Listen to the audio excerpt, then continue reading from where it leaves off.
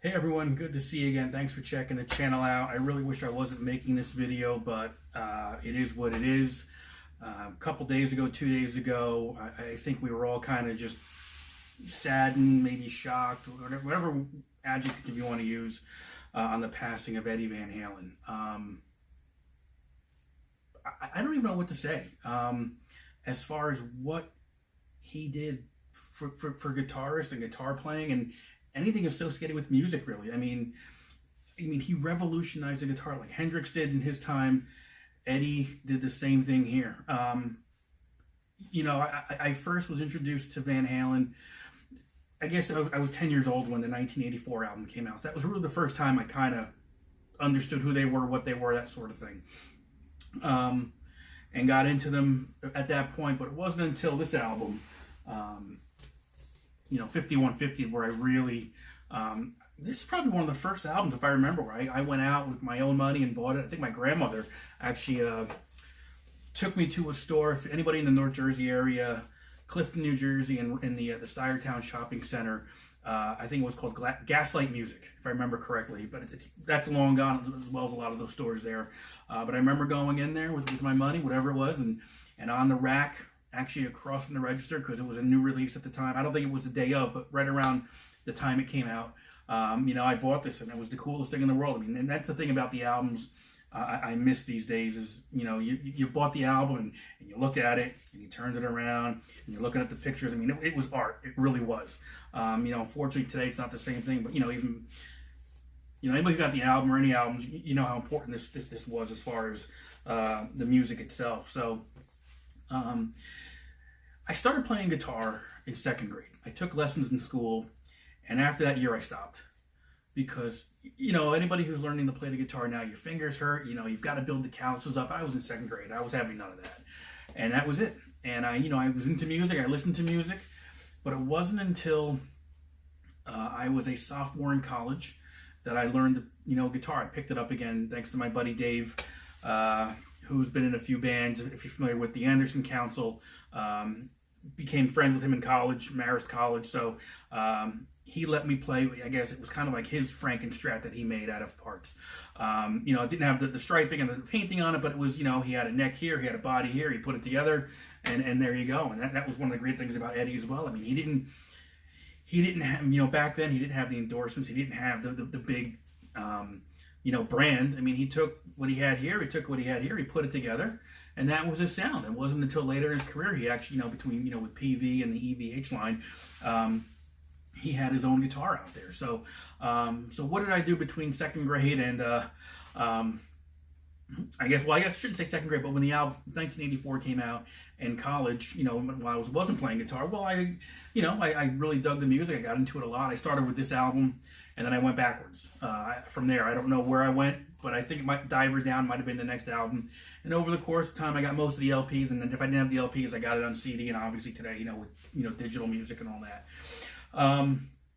But when I finally picked it up again, the guitar again, and I started to understand what Eddie was doing and what his techniques were. And, it wasn't just strumming a C chord or a bar chord. I mean, it was all over the place. I mean, it was mind blowing when you actually started figuring out how to play something. If you looked at a tab, I mean, I couldn't read it. It was like a foreign language.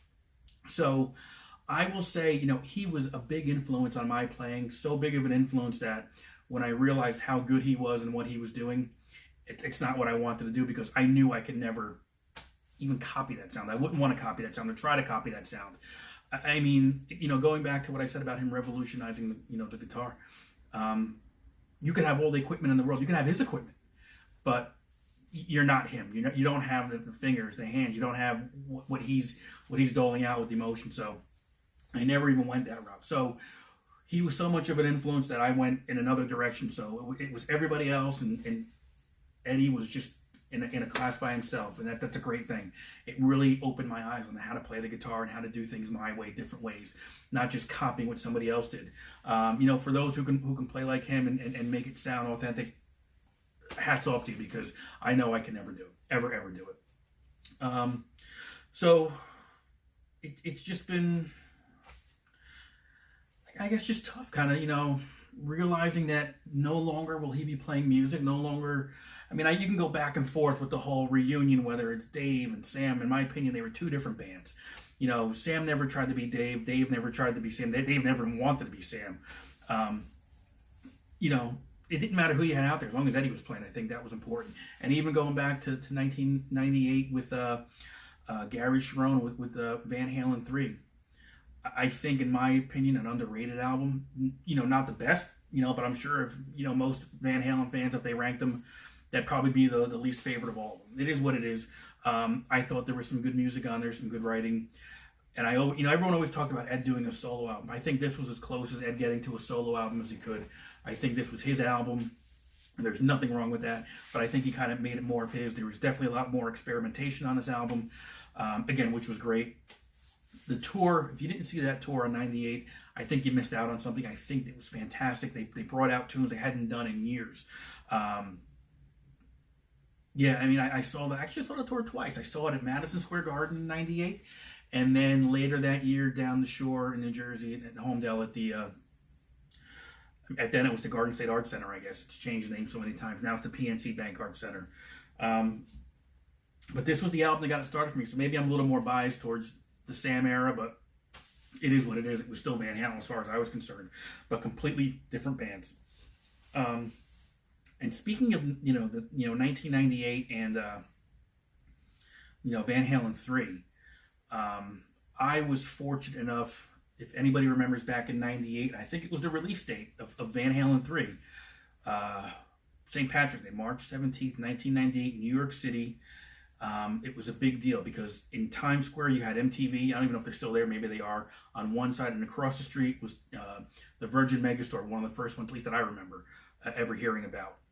And Van Halen did an appearance. I don't even know what the show was. Was it with Carson Daly? I don't even know who it was. They did a show there, and then afterwards, they marched across the street to the Virgin Megastore where they were doing a huge signing for the fans. And I didn't even know about it until like the day before, so I took my chances. I went there and didn't realize you needed a ticket. It was a train wreck of a day because I was like fifth in line, and I didn't really know until close to showtime that you needed a ticket. I took my chances. They didn't let me in, but I hung around, and at the very end, someone came out, and they had an extra ticket. Somehow they had a ticket they didn't use, gave it to me, and I remember going into the store, down the escalators to the, I guess, ground floor at that time, which was, sub-basement of the main level, I guess, and there they were, all four of them. And I remember specifically, you getting in line. I had a whole bunch of things to sign. I didn't know what they were going to sign, but I figured anything was better than nothing. And I had something concocted with photos, and I put it together. And someone, nope, they're not going to sign that. So they signed actually the CD insert for Van Halen 3, which was fine. And it was an unbelievable experience. I mean, I'm one of the fortunate ones that got to meet, the band. Whether it was Gary Cherone or not, it was still Van Halen. They were four of the coolest guys, of the nicest guys you could ever imagine. I mean, certified rock stars, mega rock stars, down to earth, just a great experience. And I remember, getting in line, and I remember getting closer, and they were actually sitting on at a table, like an 8-foot table, but it was elevated. So that way, when you walk by, they were eye level with you, which I thought was a really good touch.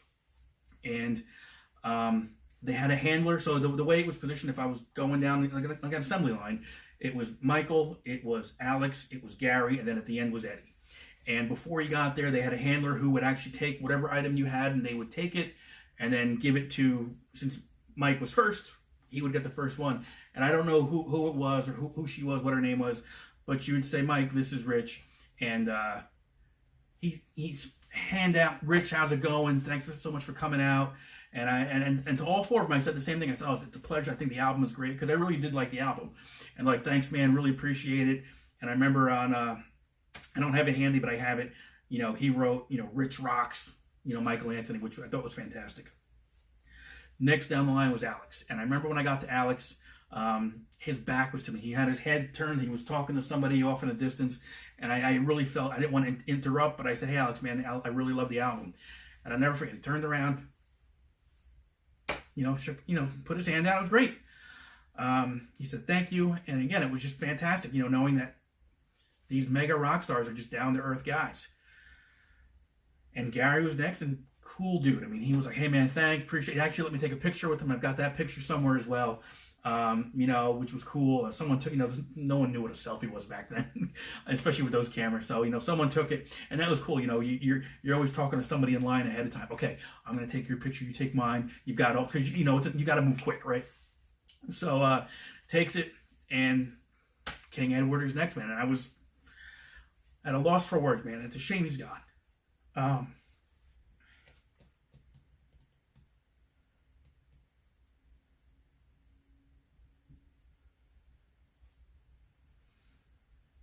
So coolest guy. I mean, mega rock star. Best guitarist in the world ever, and coolest dude in the world. So he signed it, and I go, I said to him, I go, do you mind if we take a picture? And I had somebody lined up with the pictures as well. And he's like, yeah, man, no problem. So there's the picture right there. And it's kind of weird if you don't know what's going on in that picture, because he's holding my hand and he's giving the thumbs up, and I was shocked. So what I did was, when it was time for the picture, I turned around, I had my hand on the table, and I put my thumb up. And what he did was, my thumb was up. He actually took his hand, he grabbed it, like this, and he put his thumb up, and you can see the blue Sharpie, because he'd been signing for hours. And I remember, I'm like, as I'm, turning around, and he grabbed, like, what the hell is that? And I realized it was him grabbing me, giving the thumbs up. And, I don't remember what I had for breakfast yesterday, but March 17th, 1998, whew, all the memories come back. And they never went away, but you remember them a little bit more now.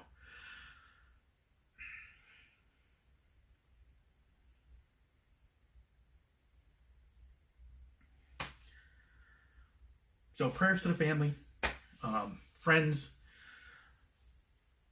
He was an influence, whether you played the guitar or not, whether you played an instrument or not. So thank you for everything you've done. I only hope that people were able to thank you before you left. We're always so quick to thank people and say how great they were after they've gone.